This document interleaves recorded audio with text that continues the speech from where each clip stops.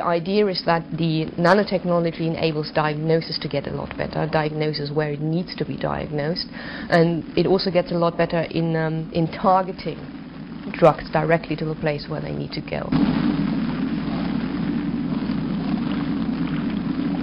Well, I think one of the beauties is to move nanotechnology more to the point of care end, or to the very end where we are getting away from the one-size-fits-it-all of administering one drug, one oral drug that is supposed to treat something at the end of the foot, and that has a lot of systemic side effects while it moves through the body. So the sort of thing you'd use is a shell, a hollow shell, where you've got molecules that self-assemble to form this hollow structure. Then the drug molecules you have to get in the middle. Now, you've got to get the shell to be robust, it's got to be physically robust so it doesn't break apart, but it's got to have a coating on it that stops the body recognising it. And what you do for that is that you put a little layer of hairy molecules, like kind of hairy coat, that stops protein sticking to it and stops the body recognising it in that way. These are called stealth liposomes, some of the ones that are used already, because they're kind of this stealth characteristic. The problem is to get a drug molecule, and the drug molecule is probably going to be very toxic, particularly if it's an anti-cancer drug. These are very nasty chemicals.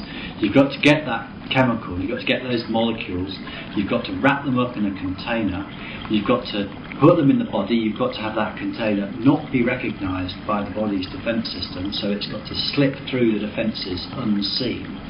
And then when it gets to its target, it's got to be able to release the molecule so it can do its job. You'd like the vehicle to break up, releasing its payload when it gets to the place where it's needed. So, for example, an anti-cancer drug, when it gets to the tumour, you'd like it to break up there.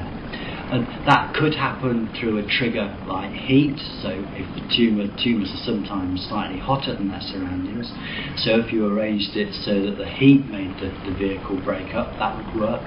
Another thing that people are trying is using light, so if you illuminated the tumour from outside with a laser, then that light could trigger the vehicle to break up.